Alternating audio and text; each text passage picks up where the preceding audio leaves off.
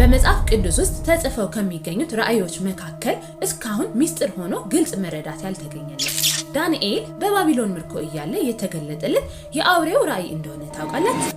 ዳንኤል 7 ላይ ተመዝግቧል።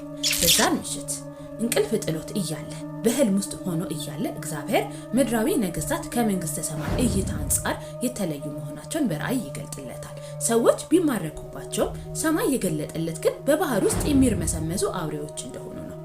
አራቱ የሰማይ ነፋሳት በታላቅ ባህር ላይ ይጋጩ ነበር። ድቅድቅ ጨለማ በሆነበት አካባቢ ካለ የባህር ጥልቀት ውስጥ አራት ትላልቅ አራዊት ይወጣሉ፣ አንዱ ሌላውን እየተከተለ። እያንዳንዱ አራዊት በጨለማው መንግስት ስር የተያዙ አራት ምድራዊ ነገስታትን ይወክላል። የመጀመሪያው አንበሳ የሚመስል የንስርም ክንፍ ያለው ነው። እንደ መብረቅ ነጎድጓድ ድምጽ ያህል እየጮኸ ከተናወጠው የባህር ሞገድ ይወጣል። ክንፎቹ ተነቀሉና እንደ ሰው በሁለት እግሩ ቆመ። የሰውም ልብ ተሰጠው። የስልጣኔ መነሻና የዓለም ህዝብን በእጁ ቁጥጥር የያዘ ኃያል መንግስትን ይወክላል። ዳሩ ግን ሊወድቅ ተነግሮበታል። ሁለተኛው ግዙፍ ድብ የሚመስል ሲሆን በአንድ ወገን ይቆምና 3 የጎድን አጥንቶችን በአፍ ውስጥ ይይዛል። ድምጽም መጣና ተነስተህ ብዙ ስጋ ብላ ብሎ ያዘዋል። የሚነሳ የሚዘዋወር ከድንበሩ በላይ የሆኑ ግዛትን ብቻ ለመቆጣጠር የሚጣጣር ነው። ሶስተኛው ጥቁር ነብር የሚመስል 4 ራሶችና 4 የወፍ ክንፎች ያሉት ነው።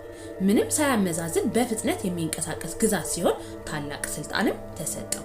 የግዛቱ ስፋት እንደ ጥላ ያህል ምድርን ሸፈናት።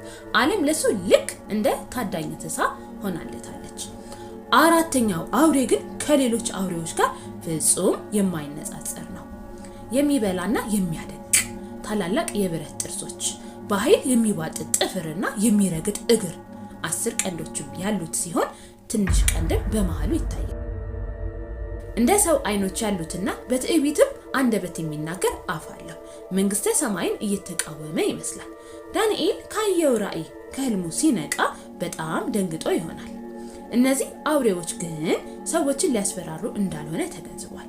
ከግዛት ወደ ግዛት የሚሸጋገሩ ስር መሰረት የሌላቸው ስርወ መንግስታትን እንደወከሉ ገብቶታል። በትዕቢት በጸብና በአጸያፍ የሚገዙ የምድር ነገስታት ናቸው። በእግዚአብሔር እይታ የአንድ ግዛት ውድቀት የሚጀምረው ከውጭ በሆነ ኃይል መጣሉ ሳይሆን ከላይ በግርማ ሞገስ እየታየ እያለ ውስጡ ግን ያለው ጨለማ በፍጥነት ሲነክስበት ነው የሚጀምረው። ዛሬ ላይ የነዚህ አውሬዎች ጥላ እየሸፈነ እንደሆነ ካሰባችሁ ንቁ ብላችሁ ኮሜንት ላይ ጻፉ። ይህንንም ቪዲዮ ለምታስቡላቸው ሰዎች በማጋራት በእግዚአብሔር እይታ ለሌሎች ስውር የሆነ ከመንግስታት ጀርባ ያለ